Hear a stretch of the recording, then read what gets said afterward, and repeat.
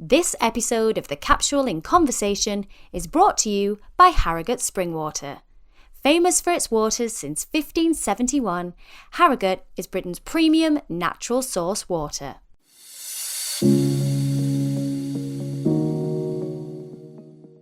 Hello all! You are listening to the Capsule in Conversation podcast. I'm Natalie Anderson and today I'm joined by Sunday Times best-selling author and finance influencer Gemma Bird, aka Money Mum, to talk how to protect your financial well-being and the importance of education around money. So take a minute and get ready to join us in our conversation.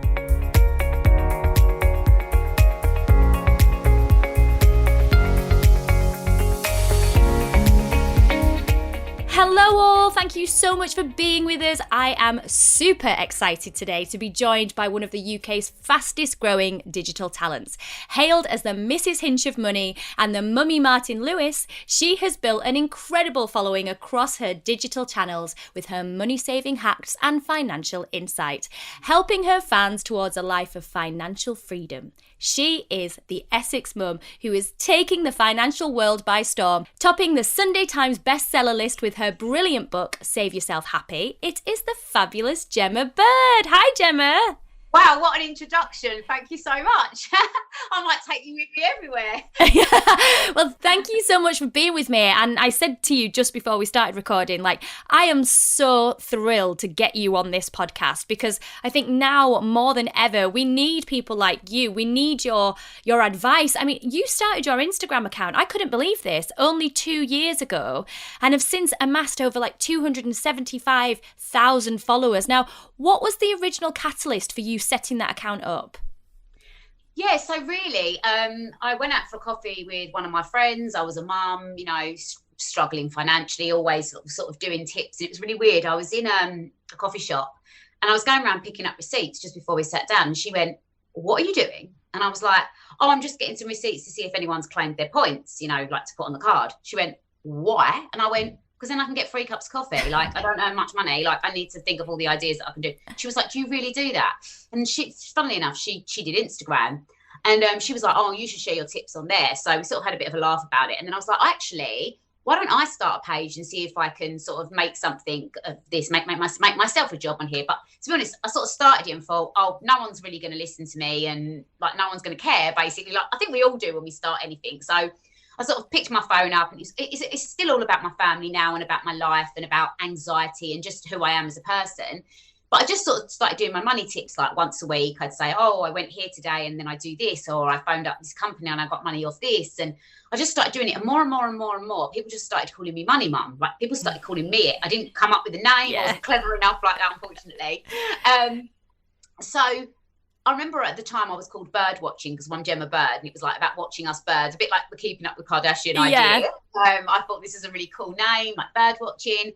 So it was all about us and our money tips. And then I started to do them more regularly. I started to do them 2 times a week, 3 times a week. And then I came up with Gemma's No Spend Day, this hashtag that I'd always spent no money once a week, twice a week. And in fact, I used to try and have 3-4 days a week where I spent no money when I was a mum at home with Brody when he was young, just to sort of survive. So I'd take everything from home, all my food, and just be really, really careful. I did a thing where there was a group of 8 women and they wanted to all meet. And I said, "Why don't we take it in turns? We all go to each other's houses. Then we've got 8 weeks of entertainment and we've just got to provide the coffee and that person provides that cake that week. And then we can all meet up for basically nothing. If it's £4 for the cake and the coffee, you're having to pay that once every 8 weeks. So it's basically like a free day out, but you're still socialising with other women. And because it's so important and not having that money, because obviously every time you go out to these coffee houses and stuff, it's you're spending a tenner and you're buying this, you're buying that, and it's gone, sometimes more than that. So I started basically saying everyday tips. So Martin Lewis is amazing. I absolutely love him. I'm a massive, massive fan. But obviously he does sort of a lot of the high-end brow stuff like stocks and shares and things that I don't even really get. Do you know what I mean? And I wanted to do something that was for everyday women, dads, mums, rich people that are struggling, all over. No one was discriminated because we all like to save a deal. And basically everyone started calling me Money Mum. So I thought, I'm going to change the name of my page to Money Mum Official. I couldn't get Money Mum because someone had taken it. I was like, so that's where the official came in. And then after that, I sort of papers approached me to sort of run my story about how I'd always saved, and it just started to grow from there. And then from that gave it a big boost, and then that's when it really sort of started to change sort of my life and my job, really. And I think as well, 2019 was such a pivotal year for so many people. We had no idea what was coming with the pandemic. And I was reading in one of your interviews, that actually at the time when you were in the infancy of that account, we went into the pandemic and people were losing their jobs left, right and centre. They were really worried, and they were coming to you, weren't they, with like concerns of like, help me, like what can I do, and how can I make sure we still have an all right lifestyle but yet save, because I don't know where my next penny's coming from. Yeah, totally. And I think that was the first time some parts of the pandemic, I think, showed a good thing, that you didn't need loads and loads of money. You didn't need all these fancy things. And it was the first time in the history of my lifetime and all of our lifetimes that we were all in it together. It didn't matter who you were, what you did. You could not go out. It didn't matter if you were buying the most expensive handbags. You had nowhere to wear these handbags. So we all became the same. And everybody, even if they did have these high-powered jobs, were worrying about losing them. And hold on a minute, have I got enough money behind me if I did lose my job to ride the storm out? No one ever thought this was going to happen. I didn't. You did. Probably you didn't. No one saw this coming. And yeah, I did. I started it in the December of 2019. And obviously then we really hit it in February. And then obviously I started to do the tips more and more and more. Like, okay, we're at home. What can we sell around the house to raise money? This is how I've always raised money, because I'm not clever at all, like not at all, but I've always had to make a small amount of money go far. And that is basically all my page is about. And people say like, okay, they're just everyday tips, but yes, they are. They're nothing genius at all. But it's because we don't talk about them, and we don't talk about being in debt, and we don't talk about, it seems always to me that you can walk in now and you can say, oh my God, have you seen my new £700 shoes? And you can show that on Instagram, and that's fine. But you can't go on Instagram and say, oh my God, guys, I'm absolutely skint. I can't go out tonight. No one would do that. But why? It's so shocking. And I wanted my page to be like, make saving cool again. Yes, get excited if you get something lovely, but let's try and get a deal on it. So like I said openly, I really wanted a Gucci handbag. I had a tantrum one day about it. I'm a woman, we want nice things. But I went to Bicester and I got one for like half the price. So I still got it, but it's about anything we want, whether it is a really expensive thing, about getting a deal. And that's all my page is about. And it's not about depriving yourself, absolutely not, but it's about, if you've got a goal, about maybe making sacrifices on other things to get that goal. And then when you're there, great, you can have all these lovely nice things, but still try and get the best deal. And that's what I do now. Still, and there's a quote that you've said before about, think like the tortoise and not like the hare. This is a long-term thing, saving. You do have to have discipline. I mean, you are a woman after my own heart. I am completely like you. I can't stand for paying full price for anything. I'm always like, where's the deal? How can I get this cheaper? How can I share this with my friends? I want to make sure that we have a good lifestyle, but not to the point where we're like desperate, to the point where it could be taken at any point. Because again, you're living in a place then of being worried, and you want financial freedom. And you hit on something there that I really wanted to talk to you about, which was that side of Instagram where it glamorizes wealth. It glamorizes it so much that young people are desperately getting themselves into debt, trying to keep up. And the worst thing is that behind those pages, 9 times out of 10, it's all set up. So much of it isn't real. So much of it is put together and is fake. And that you're basically then feeding a culture of glamorizing this wealth, so that you can't say, oh, actually, I can't afford that. Because if you can't afford it, well, then you're not cool enough. And we need to get rid of that, don't we? Because we actually, like you, we need to be honest so that we can say, look, it's not always perfect. We shop here, we shop there, and we get a deal on it. It's really important to break that down on Instagram. Do you agree? I literally could not agree with you more. Like, it worries me. I mean, I've got, young children myself, and it just worries me, like if I've had actually people say to me, oh, you look the same in real life. And all the filters they use nowadays, everything's fabricated, and no one's life's perfect. And I don't put everything on Instagram. And if I've had a row with Adam, I'm not going to put that on Instagram. It's my private life. So you could come on and see me doing a money tip and think I'm happy. So it's about trying to sort of be open with that and say, you know what, you're seeing 15-second clips on people's stories.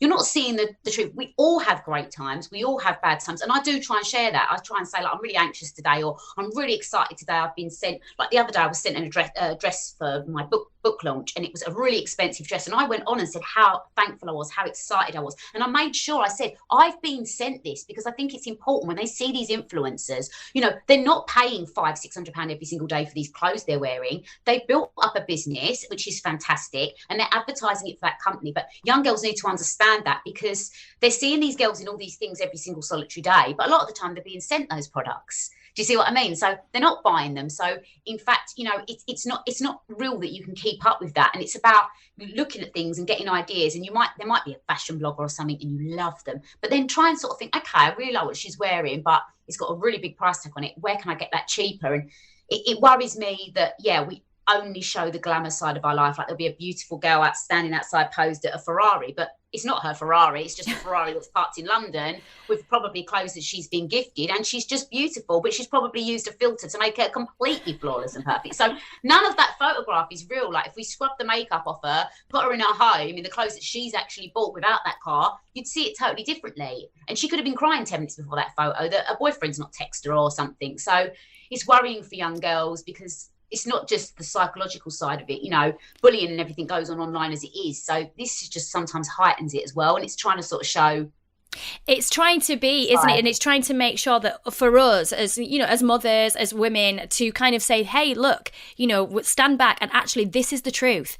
That's beautiful to look at. It's fantastic to look at. And if you want to attain that kind of lifestyle, you actually can do it. You've just got to use certain principles to kind of achieve that. You can do it. You know, you look at somebody like you, who I know has worked multiple jobs, different jobs, starting at 13 years old doing a paper round, and then mushroom picking and being an estate agent and all kinds of different jobs, but have managed to get yourself into a place of, you know, being able to pay off your mortgage. And as you've said before, you don't believe that you've ever had the fancy top jobs to get to that life, but you've achieved it. Do you know what I mean? You've achieved that through discipline. And do you think that you were always a saver as a child, or do you think that circumstances made you more aware of money? No, I was always a saver as a child. My parents always taught me to save, but also I suffer with extreme anxiety. And I do think that's something that has actually helped me money-wise, because it's something I'm in control of. Mm-hmm. So for me, being in debt would make me so ill and so worried and so fearful that I've always been so paranoid about it, that even when I have had money, and like now when I've paid my mortgage off and yes, I can buy things, I'm so fearful about buying things. So I'm also trying to work on that side of me as well. As, do you know, it is okay, Jem, to go out and spend 50 quid and enjoy yourself, because I've got it, you know, it's fine to do that, but still now I am anxious with that. But I think that's what's made me really good with my money. So I've always been a saver. I can't say it's something that I know, like people say to me, well, how do you know about that deal? Because it's just in my head. Like I've been like that since I was 7 years old. Like that's my earliest memories. I remember picking up pennies on the way to school and trying to save. So yeah, I've always just been such a good saver, like, and careful with my money. And I've always never worried about what everyone else around me is doing. Like I've never cared at all that my mate's gone out and bought a £2,000 handbag. If I can't, I'll be like, oh, good for you. Like, I can't afford to do that. And I haven't cared, like, in big group WhatsApp chats when they've said, like, let's do this. If I've not had the money, I'll be like, no, can't afford it. I've only got a budget of 20 quid. And people are always like, oh, my God, look at her. And I've even had comments like, oh, stop being tight. Stop moaning. Stop doing this. So many people have said that to me my whole life. Stop being tight. I'm not being tight. I physically don't have the money to do that. Do you get what I mean? Like, I can't afford to do it. It's not about being tight. I can't afford to do it. And they're like, well, you've got savings. Then they flip it to that. Yeah, I've got savings because I'm saving to get on the property ladder. So therefore, I can't then go out for £100 meal. I can go out if you spend a tenner, but I'm not prepared to spend that extra money that I've earned on that. And it's about being transparent and not worrying what others think, because whatever you do, you're wrong. But that's what I think is so refreshing about you, though. It's incredibly refreshing to see somebody like yourself who's absolutely blatantly open and honest about, I'm saving. No, I'm not doing it. And I'm not going to be brought into this culture again. This like spend. I was reading again, you know, like you'd say you didn't go out and drink. You'd be having like lime and soda and, you know, saving up because you wanted to get on the property ladder, and then bought your first house. And then also went into property rental with your dad. And you know, just having the, you know, you said earlier, oh, I'm not that clever. I'm thinking, are you kidding me? Like 26 years old going into property and doing property rental is incredibly clever. And I go, oh my God, I don't know how you do that. Like, I'd be so stressed. I didn't really know what I was doing at the time. And like, I've read comments, people say, oh, your dad paid for you. No, he didn't. My dad still doesn't have any money now. I went to my dad and said, do you want to go 50-50 on the deposit and 50-50 on the profit that we made? I ran them all. I found them all. And even my dad sits there laughing, going, oh my God, I'm literally sitting here skint. You basically did everything. And then they go, oh, you've got a rich dad. My dad's like, I'm like, I wish I did, because I would absolutely fleece you, Dad, if I did. But no, I don't. Do you know what I mean? So it was about, and again, there was no, I just went on and I thought, right, this is a good area. I'm just going to buy the cheapest property in that area because hopefully it won't drop any lower. So that was what I did. I went on Rightmove and I put in the cheapest property. And that's how I did my research. And I was like, well, if this is the cheapest, they might not drop anymore. And then my dad was a bit like, oh, okay, well, you tend to be good with your money, so I'll do that with you. So that's how I did it. There was no like genius clever. It was just, I spoke to this, I was really young. I was about 23, 24 at the time. And I remember I spoke to this builder and he pulled up in a Range Rover Sport and it was my dream car. I always wanted this car. And I remember thinking, and he was handsome. He was in his 30s. Obviously, you're impressionable. You're a young girl. I was like, wow, like, how have you got all these properties in that car? And like, you look the way you do, sort of thing. And he said, oh, I've just bought properties and I rent them out. And I remember the following week when I saw him, I was like, oh, I've already bought one. And I remember him saying to me, wow, most people don't just go and do it. Like, he was like, really? And then the following week after that, I bought another one. But yeah, at that point I looked and I thought, you know what, I need to be careful here, because say they don't pay the rent, how am I going to afford to pay £500 on that mortgage? So I didn't want interest only, but I thought if I went in with my dad and they didn't pay the rent, we both have to pay £250 a month each. I can afford to do that. So I say that to people now, if you want to look at going into property, but you're worried about, because you have to think of that. Like, you have to think of that, because now the mortgage might be £1,000. Like, if they don't pay the rent, which they don't sometimes, tenants, because we've had it, it's about balancing your risk and being able to sleep at night. So like if I went in with you, for example, then it's like, I've not got £1,000, we've got to split 500 each. Do you know what I mean? So that's the way I did it. And I just went in with somebody that I trusted that also needed to do some money. And we didn't make anything on those for 10 years. We literally just kept them and just kept chipping away at the mortgage. We built up a massive float at first, and then the boiler went and the float and all the float money went. We didn't have any money out of that for 10 years. People think, oh, you must make loads of money on property. Did not have £1 out of those properties until the day I sold it. We sold it, and me and my dad got 50-50 each, which I bought the two properties and then we sold them straight away, which is what paid the mortgage off on this. So I didn't pay a mortgage off on 25 grand a year. I paid a mortgage off on the £25,000 I earned. I was really savvy with it. I put that away and didn't go out and buy the expensive things to get the deposit to invest, which then grew. So it was a split thing, really. It was good savvy saving and good investments. Do you see what I mean? So it was a mixture of the two. Yeah, but for me, the one thing that comes strikingly out from that is discipline. Like, you are so incredibly disciplined. And I can say that my husband's background is in financial services, and trust me, we row all the time because I'm terrible. And I'm like, why am I like a drain? And that's how I feel. And I went on your page and I had a look at some of your tips, and I was like, oh, actually, yeah, if you save this much per week, and I've already started my saving pot thanks to you. Literally, and I've not noticed it going. And it's amazing, like, just those things that you need reminding of, and that discipline. Because if you do want nice things, you do have to kind of, there's not a sacrifice, so to speak, but it's balance, isn't it? You've got the yin and the yang. You can't have without, well, most of us can't anyway. There's got to be something in there, the give and the take. When it comes to your key principles, where do you start with people when they really think, oh, I really want to save, or I want to pay off my mortgage? Where do you start? Firstly, I say if you've got any debt, clear that first, because there's no point in saving if you've got debt, because you're going to probably most of the time be charged interest on that debt. And if you are getting huge interest on that debt, look at trying getting onto 0% credit cards. If you can't do that and the debt's absolutely spiraled out of control, go and speak to the Citizens Advice or a debt management company. Go on the government site, make sure you check it's a good one. There's loads of free impartial advice out there that you can get, and get yourself on some kind of plan. Because even if you're paying £1 a week, once you start chipping away at anything, or you open and you talk and you tell someone, whether it's a friend or whether that is the Citizens Advice or whoever you might feel you want to talk to, do that first and make sure you get that done, because you can do it. You can get out of debt, but you have to make that step towards doing it. even if it was something that was written off and then you had to start again and wait for 6 years before you could get the mortgage, at least you're on that road to recovery and sorting it out. If you're somebody that wants to save and you've got no debt and you just, you've got your car payments and your mobile phone bills and your food and your thing, then look at what you've got left over the month. So if at the end of that month, once you've bought your food, your clothes, your not clothes, sorry, you say like your essentials, like your food, your petrol, your gas, your electric, everything's paid, and at the end of that month you've got £400 left. This is just an example. Some people might have 50 quid, some people might have £2,000.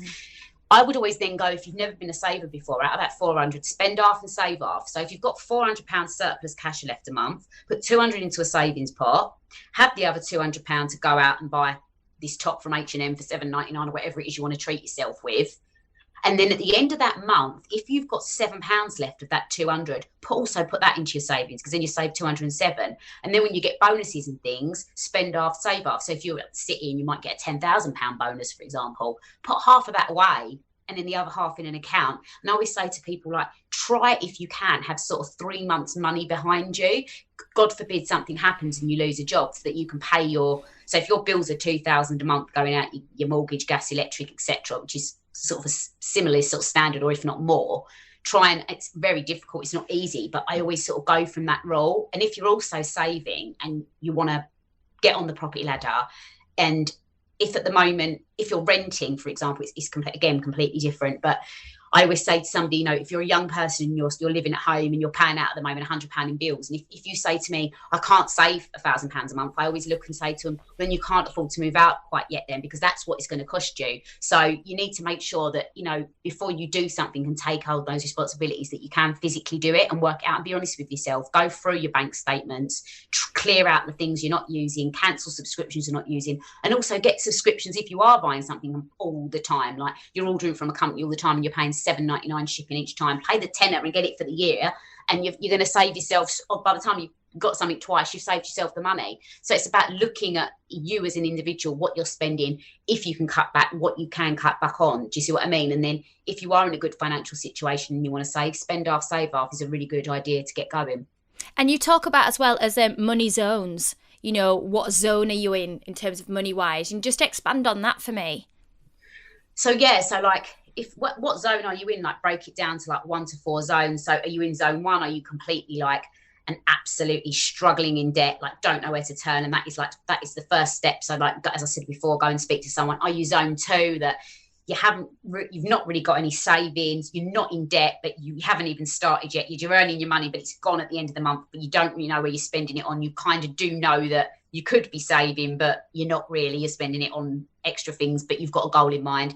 Zone 3 is that, you're comfortable, like you're saving each month, which is what zone I would say I'm in. You're comfortable, you're ticking away, you've got money if you need it, you've got your savings, you've set up. And then zone 4 is exactly where you want to be, which is obviously the super sort of really wealthy, where there's plenty of money in that pot. You can buy your dream home, you visualize you've got to the end of your goals. So I'm not there yet. I would like to move again. So I'm sort of saving and trying to get to that goal. And obviously it's hard to do that, to get into that zone, but it's about sort of finding where you are and where you want to be, and talking about things quite openly and thinking, right, okay, yeah, I want to get into that top zone. I want my dream home. I want my dream car. Okay, how am I going to get that, And these things don't come quick, do they? Again, it goes back to those principles of discipline. You've got to think long term. Like, nothing is going to come quickly to you. And that's the problem, I think, is that we live in this society of like instant gratification, instant this, have that. And we go, oh, that's nice. And you might get lots of likes and lots of comments and lots of,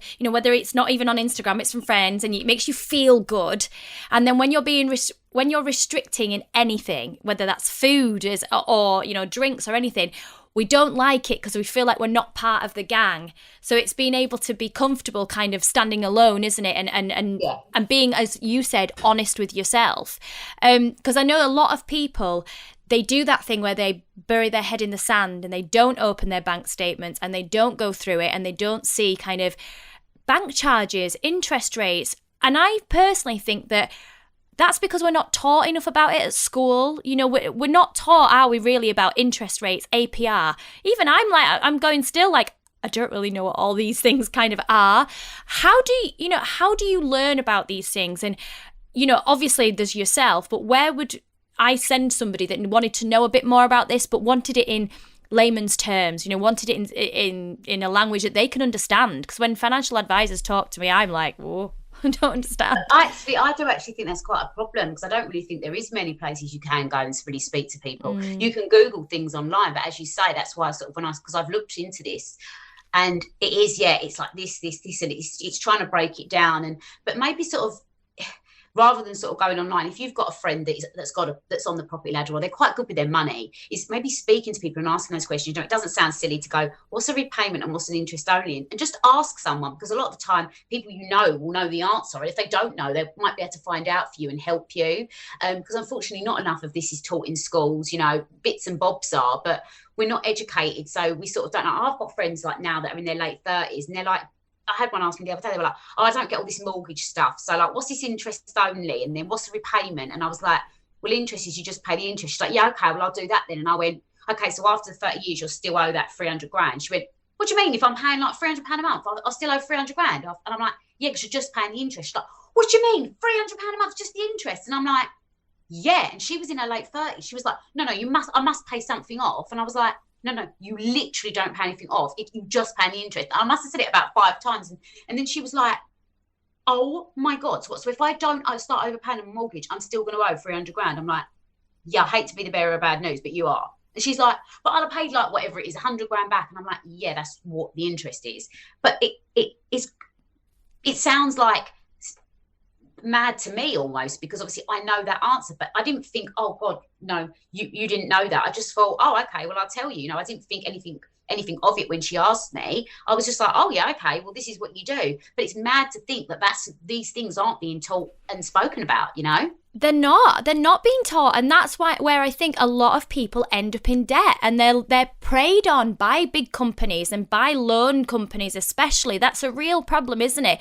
And now more than ever, with fuel prices rising, we've got lots of things going on overseas that's increasing kind of our bills and payments and costs, and people are being preyed on by these loan companies, and that's a really big problem, isn't it? Whether it's older people who are more vulnerable or younger people.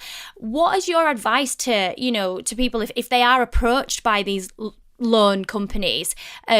What would you say to them? Thank you very much. Take their details, hang up, and go and do your own research. Don't ever part with money over the phone, especially now they're really sneaky. They call you on mobiles, and they start the conversation by, oh, hi, Gemma. Last year, because they've got the same script. Last year you was involved in an accident, they ring you and say, or one phoned me the other day and said, oh, hi, Gemma, I'm really sorry to hear that you're in debt, which obviously I knew wasn't for me, but they're just saying that same line. And I just went, and I just put the phone down. But I just thought, wow, like, you're just doing that to, like, they know if they're ringing enough people, they'll be like, oh yeah, I am. So they'll be like, yeah, so and then people start then talking like, oh, I took a loan with this bank, and then they prey on that and go, well, we can help you. So if someone is contacting you about your debt, that's not really right, unless it was a company you contacted. No one's going to contact you out of the blue. So I wouldn't speak to anyone that rung you up, because you don't know if they can be trusted or not, and certainly never give your details. Don't ever click on any email links at all. If a company messages you and says, I can do this, look at the website, put it into the search engine yourself and check the website out that way. Never click on the links, because they could be fraudulent, trying to get your bank details and things like that. So always stop and think. If someone is coming to you saying, oh, they want to help, most of the time I would say they're not genuine. So make sure you do your research on it. And if you do want to kind of take on a loan or a debt, for example, a car loan or I mean, a mortgage is quite a sizable thing, but like, if you are looking to purchase something, what should people be looking at to make sure that they don't kind of end up getting themselves in a really bad situation? So, for example, like, we'll take a car, because obviously I've got a loan on my car, I finance it because it's just the way I don't want to put all my money down. I want to keep it in my savings and pay monthly. It's something I do. Doesn't mean I'm right, But what I always do is, like, when I'm getting a car, for example, take a Ford, for example, just a Ford Focus. Let's just go with that. If you're, say, looking at a car, a really good idea is phone up 5 different Ford garages, because everyone's franchised. Everyone's got different finance companies, and say, I want a silver Ford Focus, brand new, for example. Not that I'd ever probably advise buying brand new. I'd probably always say get a year old, but again, it's up to you. It's life. Brand new. I want the standard model with alloy wheels, for example. Well, when I did this with one of my cars, the difference on the monthly payments was shocking. And it was a 3-year payment with the balloon at the end. They all gave me a different price. All of them. So because they're franchise, so I was like, well, can you do a better deal? And I was just ringing them back. So then I got down to the last 2 and I was like, well, this company's offering me, you know, a full tank of petrol. They're offering me 1 free service, and do things like that. Like compare, I always say, and do your research. Yes, it might take you an extra day, but if, for example, you earn after tax, national insurance and everything, £70 a day, if I then said to you, this is going to take you a day, but I can say to you now that I saved £50 a month on that. So then over the year, what I've saved, it was worth its weight in gold. Do you see what I mean? I'd have had to work nearly a week for that money sort of thing. So it's always about time. It does take time to do things, but think about how much money you earn per hour. I always say that, to how much time you're going to get putting into this. If you're saving a few £100s, most people aren't earning a few £100s a day after tax and national insurance. So use it like that. Think, well, actually, I'd have to work a week to save this money. So if I've had to spend a couple of hours finding around a few car places, then it is worth you doing, because actually you're saving yourself so much money. I think that's the thing. People get lazy, don't they? People get lazy and they're like, oh, I can't be bothered, because they just want the easiest thing. They want, oh, I can't be bothered with that. Yeah, it takes too much time. But then you're the one that gets bitten at the, you know, in the backside at the end of the day. You're the one that'll go, oh, I don't know how this happened. Well, actually, if you'd have just taken that extra time and research, and don't be afraid, as you said then, to kind of to haggle, to actually go back to somebody and somewhere else. I think people get a bit embarrassed about that, don't they? Oh, definitely. Like I take it to like the nth degree. Like I see, what can I get? I'm like, can I have new mats? Can I have this? Can I have that? I mean, I literally go to the nth degree with it, because I just think, but it's amazing what you can get. Like they start and they're like, no, we ain't got nothing off, love, nothing off. And then by the end of it, they're like chucking in this, that, and the other, and then they've got chucked in a free service, and all these things add up. So like I got like something like a free service, which would have been a few £100s. I got like say £50 a month. So like I saved so much money just by like ringing a few of them up, and it was all the same car, as I say to you. It was exactly the same car, the same model, at all different branches. So it's the same whether you're getting a loan. So if you're getting a loan for £10,000 over 5 years, and you're not sure about all these APRs and everything, if you're paying it back after 5 years, the easiest, simplest way to tell people is who's the cheapest per month, because you're paying that back over 5 years. So if someone's paying you, someone's saying 200, someone's saying 190, and someone's saying 110, you're still paying it back in 5 years. Go with the 190 one. So you don't even have to worry about the interest rate. Just look at it like that, because I think that's a lot easier for people. Because when people start saying the APR is 4.56783 and the interest rate 7.9%, over the 4 years you're going to incur £2,466. You're right in that. People are like, whoa. Whereas I always say to people, because it's a minefield for me, I just go, what's my monthly payments? Like £250, thanks. So what would you charge me? £190, right? What would you? Right. So they're the cheapest. So that's how I do it. As I say, it doesn't mean I'm right, doesn't mean I'm clever. I'm just saying a bit simple things for people to do, because it's a lot easier, I think, to see it in what's coming out of my pocket per month that I'm earning, you know? I think that's it. I think it's breaking it down to make it simple, because it is the jargon. It is all this language that people get thrown at, and they go, and then they get bamboozled into making a purchase that they don't really want to make, or that they feel uncomfortable with. And then they think, oh, I'm in this situation now. And that's the other thing. You've got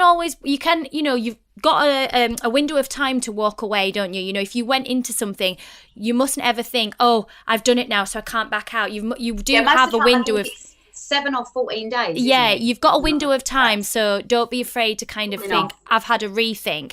And again, have that honesty. You shouldn't be put into pressure, put any pressure on you to get yourself in a situation that you don't want to be in. It comes back to that honesty again, doesn't it? It comes back to being allowed to talk about it. I mean, just going back to you personally, things have moved really fast for you. You're now a Sunday Times bestseller. And how are you like adapting to this new lifestyle and this new life, really? I'm not going to lie, I'm absolutely loving it. I feel beyond blessed, beyond happy.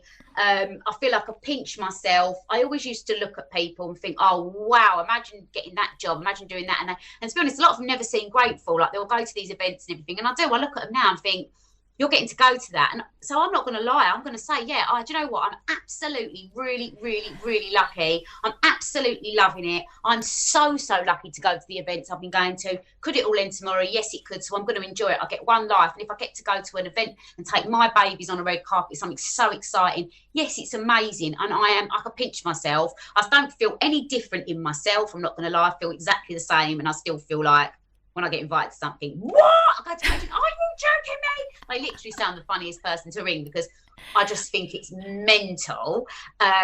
But yeah, I'm really, really, really enjoying it. And I'm just focusing on all sort of the positive, nice people. Because obviously being online, you get people that are mean and, oh, what are you doing that for? And your money tips are rubbish. And this, I don't really care. I couldn't care less. Like, I'm 40 years old. I'm like, oh, okay, I'm not doing anything horrible. I'm just sharing money tips and my family and my life. Like, how can you troll me? Like, you're the weirdo, not me. Like, I literally do nothing mean whatsoever. So I just ignore all that side of it, because a lot of people, these influencers get so wound up with these trolls. Just, I don't worry about all that. I don't read it, Google it, no interest. It's all just a load of nonsense, you know, wasting their time, not mine.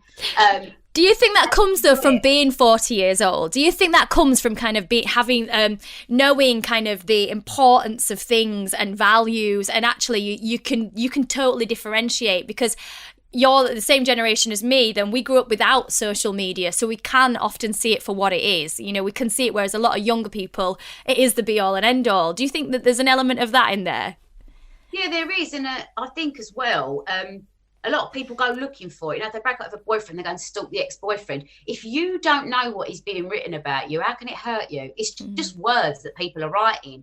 And if you've got that much time on your hands to sit there and write about me, well, thank you very much, because you're still promoting me, aren't you, whether it's negative or not? That's the way I look at it. I think, wow, like, why don't you put that time into selling something on eBay and making a few quid? You know what I mean? Like, I'm not going to lie, I'm money mum. I'm like, what is wrong with you? And then they go, oh my God, you see what she did? And I'm like, you don't follow me, but you do. And they just boost your story views and things like that. So I think if everyone on in Instagram thought like that, like they say, oh, this person's told me about this, I hear it all the time, and this person's done this, and this person said that, like, oh my God, I don't care. Like, I'm like, all right, lovely. Let them write. So I'm happy and having a lovely life on the red carpet while you're trolling. Like, and I think if more of us thought like that, people maybe stop doing it. And maybe if people spoke like this, if there was a troll listening, they might think, actually, she's right. It's absolutely ridiculous. Like, why do I care what she's doing? Like, why do I care? Like, if I don't like you, I don't care what you're doing. Like, no disrespect, I don't. I'm not going to watch you. I'm not going to look at you.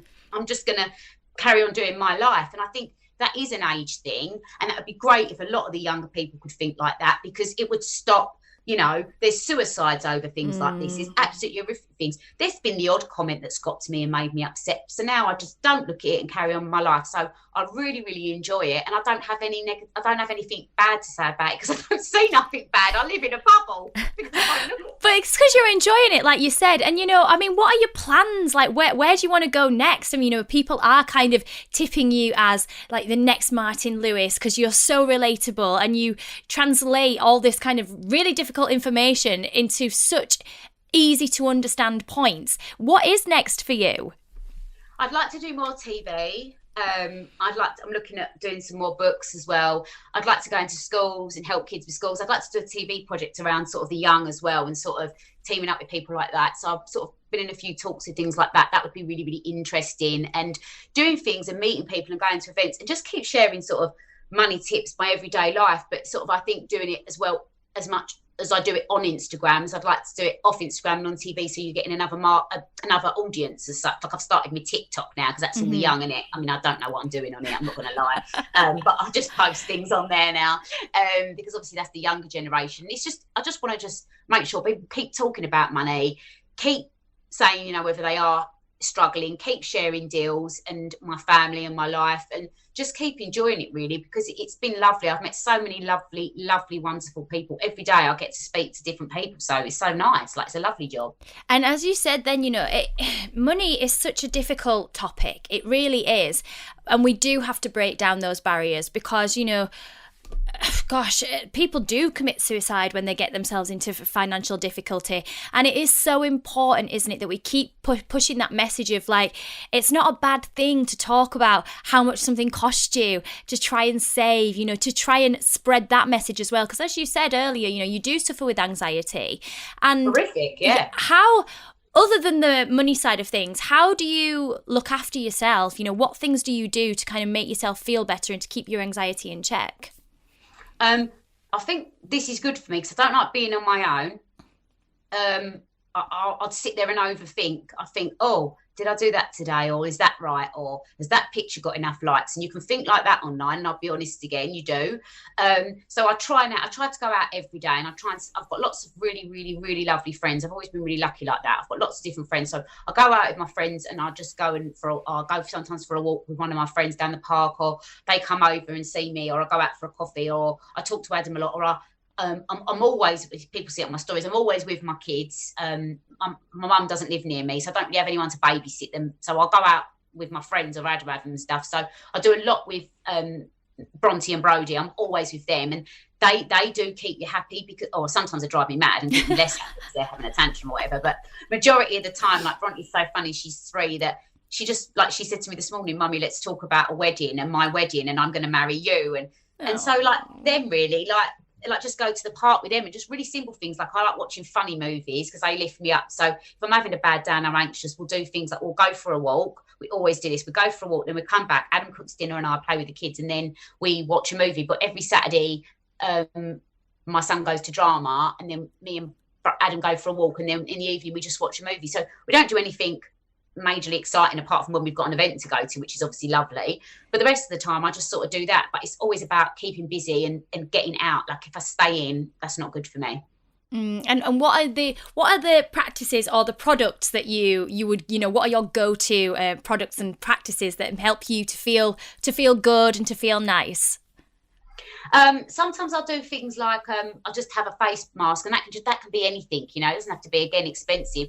I said the other day I was in a shop and you can get them for like 80p, some of them, you know. So I just sometimes just come upstairs, like paint my toenails, put a hair mask on, have a face mask, and just sort of close my eyes and chill out, or have a bath, things like that. That really helps me. Or I'll ring some of my friends in the evening and we have like a group FaceTime, and that's a bit of a giggle. So again, it's nothing wildly exciting. Like my life, as I say, like day to day, hasn't changed at all. I'm still a worrier. I still worry about money. I'm still like anxious. I still talk all the time. Nothing's really changed, which is strange. And that's another thing, like I always say now, I always thought like if you earned more or you had a really successful career, that you'd never worry about anything. Everything would be different. All my worries would go away, and it hasn't. I still worry about the same things. I still worry about money. So everything's the same. So I can quite assure you that it doesn't. And it's really strange. You think it would, but it doesn't. And that's the thing, isn't it? It's about creating a life for yourself that's here, not, you know, that even if it's going great, it's great and everything, but it's living comfortably all the time, not just to peaks and troughs. Because if you're living like that moment to moment, that causes extra stress, that causes extra anxiety. So finding a way to live comfortably a lot between the highs and the lows.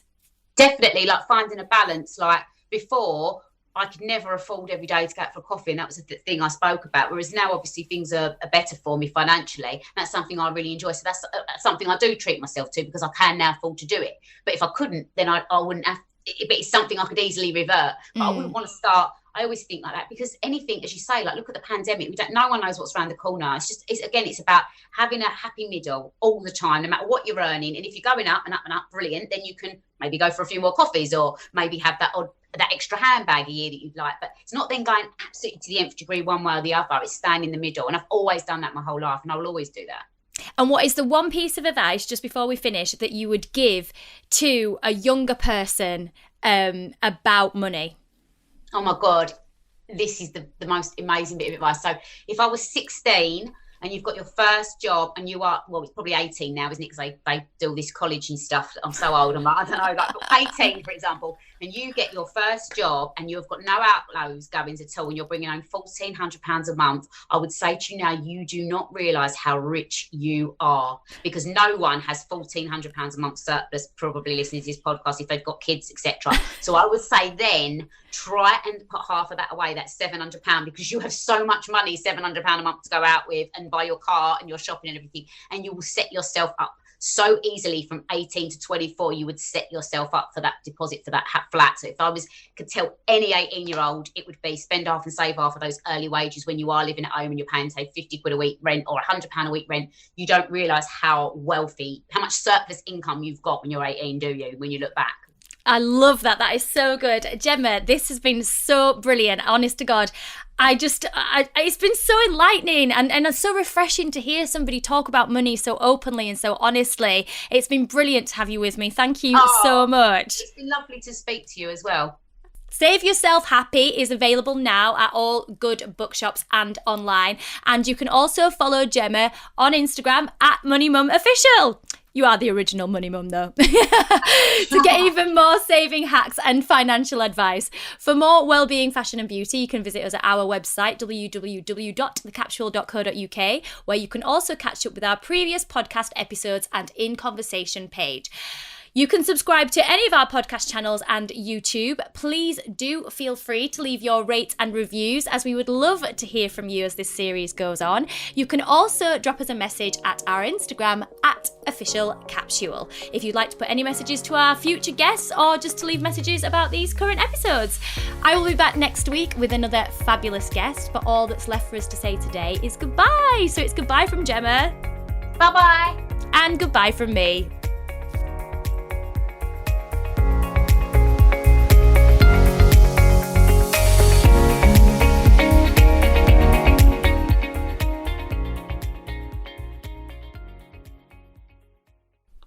This episode of The Capsule in Conversation was brought to you by Harrogate Spring Water.